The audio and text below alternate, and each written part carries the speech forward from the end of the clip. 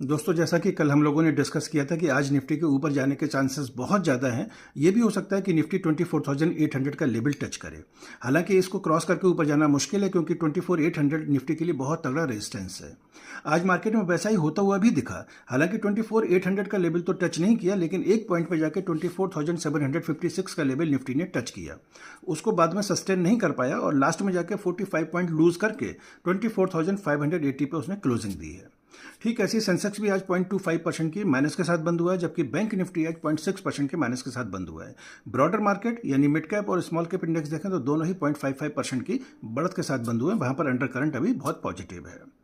दोस्तों, अगर मैं सेक्टोरल इंडेक्स की बात करूं तो 3 इंडेक्स को छोड़कर बाकी सारे इंडेक्स या तो हल्के ग्रीन में थे या फ्लैट थे।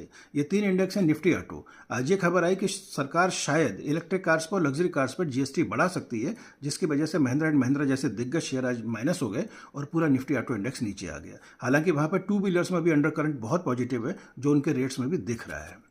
दूसरा इंडेक्स था दोस्तों, आज ये खबर आई कि ट्रंप शायद फार्मा पे 200% का टैरिफ लगा देंगे, जिसकी वजह से आज फार्मा इंडेक्स भी नीचे आ गया।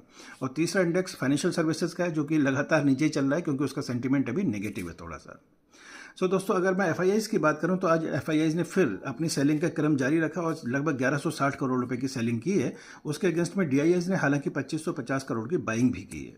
अब सवाल ये आता है, आज मैं फिर अगर बात करूं तो जो लाइम लाइट में शेयर थे वो थे कंज्यूमर शेयर। कौन से कंज्यूमर शेयर? जैसे कि डाबर हो गया, जैसे कि Tata consumer, Godrej consumer, Nestle, HUL, Britannia etcetera. और लाइफ इंश्योरेंस के भी शेयर जो हैं अभी लाइमलाइट में थे आज सारे ही, क्योंकि जीएसटी का फायदा इन लोगों को बहुत ज़्यादा मिलने वाला है। दोस्तों, अब आज आखिर ऐसा क्या हुआ? सबसे पहले तो ये देखें, ये आज सेलिंग नहीं है, ये प्रॉफिट बुकिंग हुई है। दोस्तों, प्रॉफिट बुकिंग हुई है क्योंकि आज पहली जो है वो वीकली क्लोजिंग भी थी निफ्टी की, जो अब ट्यूसडे को हुआ करेगी सितंबर सीरीज से। तो अब हमें कल क्या करना चाहिए?